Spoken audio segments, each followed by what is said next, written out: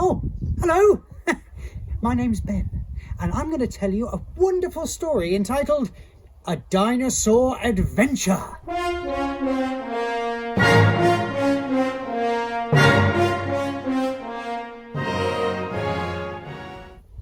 When British aristocrats Lord and Lady Weston Smythe bought the spooky Longtail estate in 1906, they had absolutely no idea of the creatures that already called it home. They put the rumours of late-night roars and devoured deer just down to the locals trying to scare them away, and paid a princely sum for the land and small lodgings.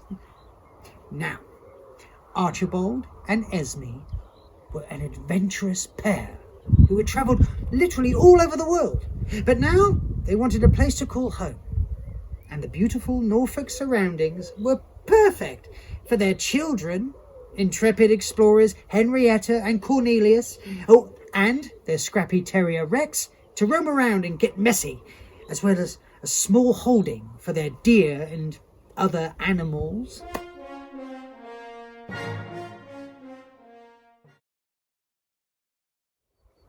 Now, Henrietta had a keen interest in paleontology ever since she'd seen Dippy at the Natural History Museum in London. The dinosaur model, everybody knows, had arrived from America the year before. It was a fresh Norfolk morning, and she soon settled on a spot to begin her inaugural dig. Keen to be a dino discoverer too, Cornelius tagged along, although he mainly made castles and put worms in his mouth. Just when Henrietta was about to give up hope of finding any bones whatsoever, she spotted Cornelius playing with an unusual stone. Only it wasn't a stone. It was a dinosaur tooth. Soon, Henrietta realised that they were sat on a giant T-Rex skeleton. Consulting her paleontology textbook, she studied the bones and figured out they hadn't been there very long, perhaps only a few years. But how was that possible? Immersed in her thoughts, and Cornelius in his mud bath, they hadn't realised that a large T-Rex had tracked their scent and was standing right behind them.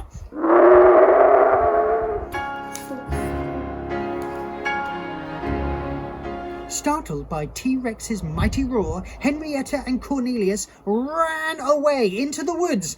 The dinosaur was hot on their heels. After making their way through the thick brush, they clambered up the branches and climbed from tree to tree, using vines to swing like two tiny Tarzans.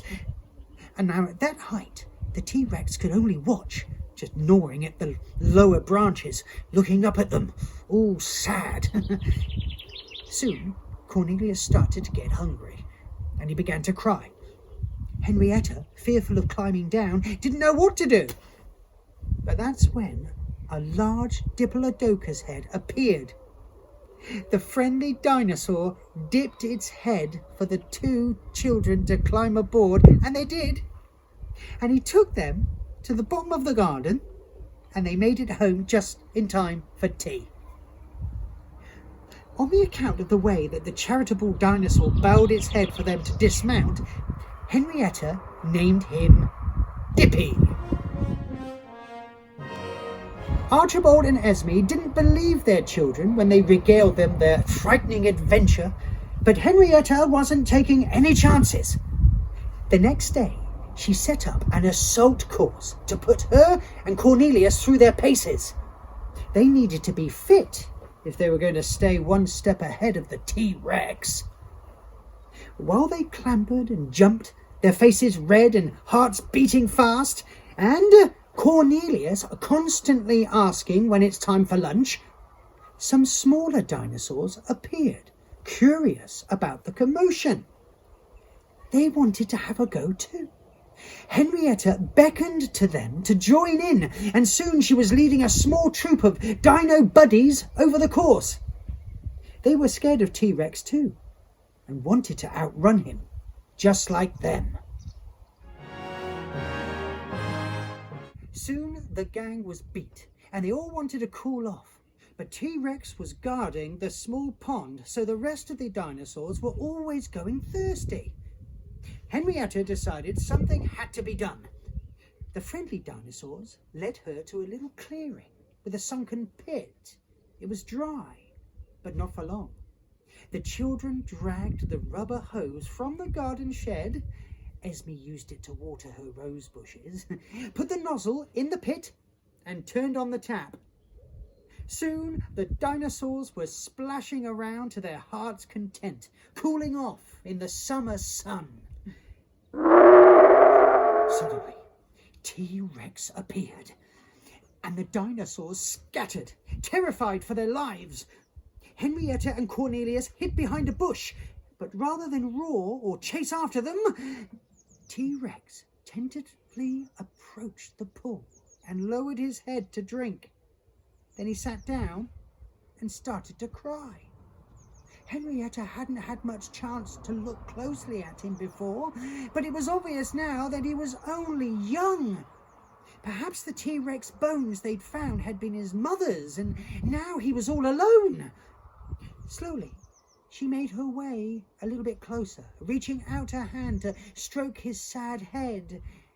To her surprise, he didn't flinch, but he smiled at her, happy for the attention.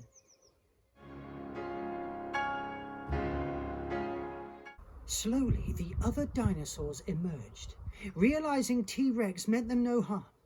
He was hungry, but he didn't want to hurt them.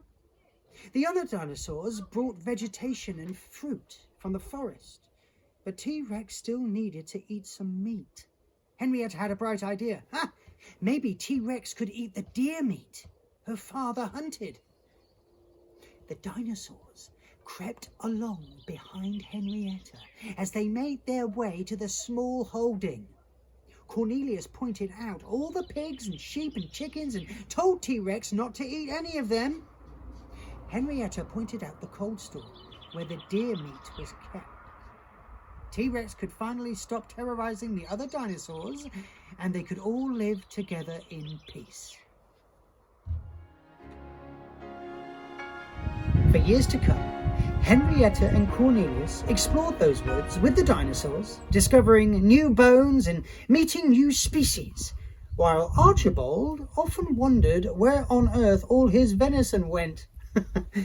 But funny thing though is that neither he nor Esme ever saw a dinosaur. But that's probably because they weren't looking hard enough, were they? Today, of course, their estate is open to the public, and you can come and explore the same treetops, the same watering holes, and the same assault courses that Henrietta and Cornelius did. In other parts of the world, they say that dinosaurs are extinct.